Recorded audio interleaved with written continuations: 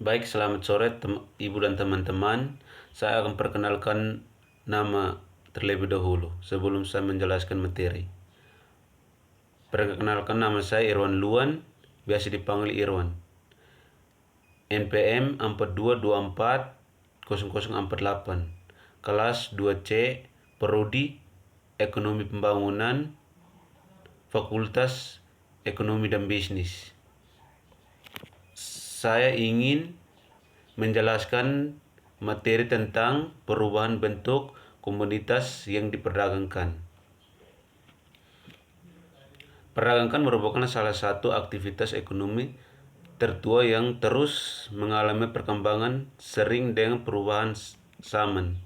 Barang-barang yang diperdagangkan dari masa ke masa tidaknya hanya berubah dari sejenis, tetapi juga dari sebentuk. Perubahan bentuk komoditas diperdagangkan oleh berbagai faktor seperti kemajuan teknologi, perubahan gaya hidup masyarakat, perkembangan industri, serta meningkatkan permintaan akan efisien dan kenyamanan.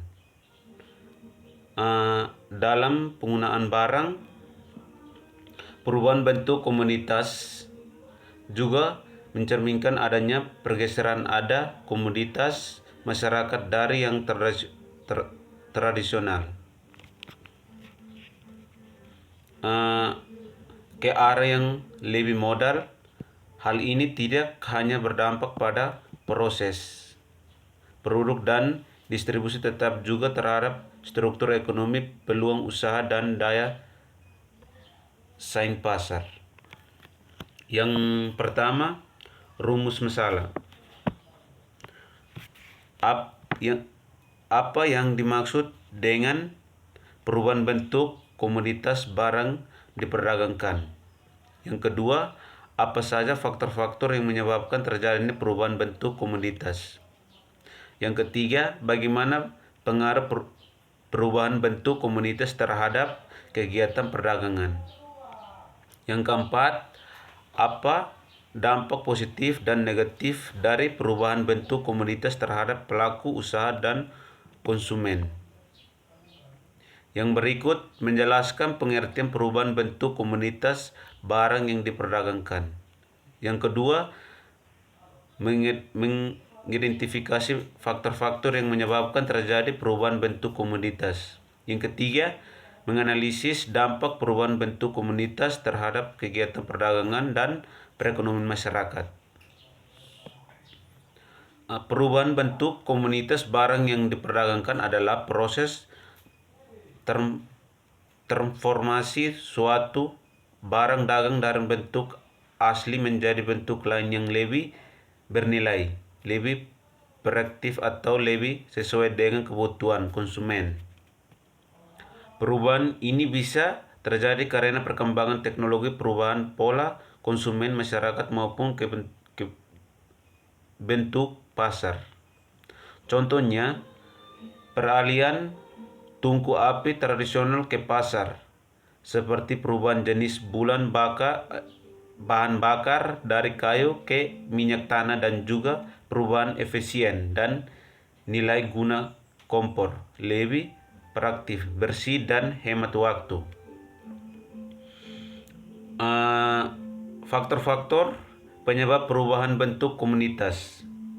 Yang pertama, perkembangan teknologi. Teknologi memungkinkan pengolahan komoditas mentah menjadi bentuk yang lebih modern, praktis, dan bernilai juga tinggi. Yang kedua, perubahan gaya hidup dan kebutuhan konsumen. Masyarakat kini cenderung memiliki produk yang instan hingga dan mudah digunakan, sehingga mendorong produsen mengubah bentuk komoditas sesuai dengan kebutuhan. Yang ketiga, meningkatkan nilai tambah. Mengubah bentuk komoditas dapat meningkatkan nilai ekonomi produk, sehingga pelaku usaha memperoleh keuntungan lebih besar. Yang keempat, persaingan pasar. Untuk bertahan dalam persaingan, produsen berinovasi dengan mengubah bentuk produk agar lebih menarik dan berkualitas. Yang berikut, barang yang diubah bentuk cenderung lebih tahan lama, hingga dan memudah dikemaskan serta diangkut ke berbagai tempat. Yang berikut, pengaruh perubahan bentuk komoditas terhadap perdagangan. Yang pertama, meningkatkan daya saing produk di pasar. Yang kedua, memperluaskan jangkauan pasar. Yang ketiga, meningkatkan nilai ekonomi dalam rangka perdagangan. Yang keempat, meningkatkan kegiatan usaha mikro dan industri rumah tangga. Yang berikut, dampak positif dan negatif. Dampak positif. Yang pertama, meningkatkan nilai tambah produk. Yang kedua, mempermudahkan konsumen dan penggunaan. Yang ketiga, mendorong inovasi dan kreatif pelaku usaha. Yang keempat, membuka lapangan kerja baru. Yang kelima, meningkatkan daya saing di pasar global. Ini yang dampak negatif. Yang pertama, harga menjadi lebih mahal. Yang kedua, ketergantungan pada teknologi mesin. Yang ketiga, menurun permintaan terhadap produk mentah. Yang keempat, menimbulkan limbah dan menggunakan bahan kimia. Yang kelima, menurunnya kearifan lokal dan produk tradisional. Strategi terhadap bentuk komoditas. Yang pertama, meningkatkan keterampilan dan pelatihan. Mendagangkan pelatihan bagi pelaku usaha, petani, nelayan agar mampu mengelola komoditas menjadi produk yang bernilai tambah. Pelatih bisa mencukup mengolah pemasaran digital dan penggunaan alat produk modern. Yang kedua, pemanfaatan teknologi tempat guna. Mengadopsikan alat atau mesin pengelolaan sederhana yang sesuai dengan skala usaha masyarakat. Teknologi membentuk proses pengelolaan lebih cepat, efisien, dan higienis. Yang ketiga, meningkatkan akses modal dan pembiayaan.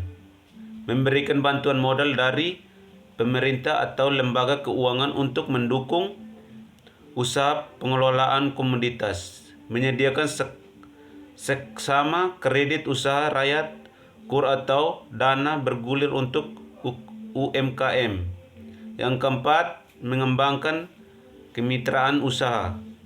Menjelaskan kerjasama antara petani atau produsen kecil dengan perusahaan besar atau koperasi untuk mengelola dan distribusi produk. Oleh kemitraan bisa membentuk dari segi pemasaran, pelatihan, hingga penjaminan pasar. Kesimpulan, perubahan bentuk komoditas merupakanlah fenomena yang tidak terelakkan dalam dunia perdagangan yang terjadi akibat perkembangan teknologi, perubahan gaya hidup masyarakat, dan tuntunan pasar modern. Komoditas yang dulunya hidup masyarakat dan tuntun pasar modern komoditas di perdagangan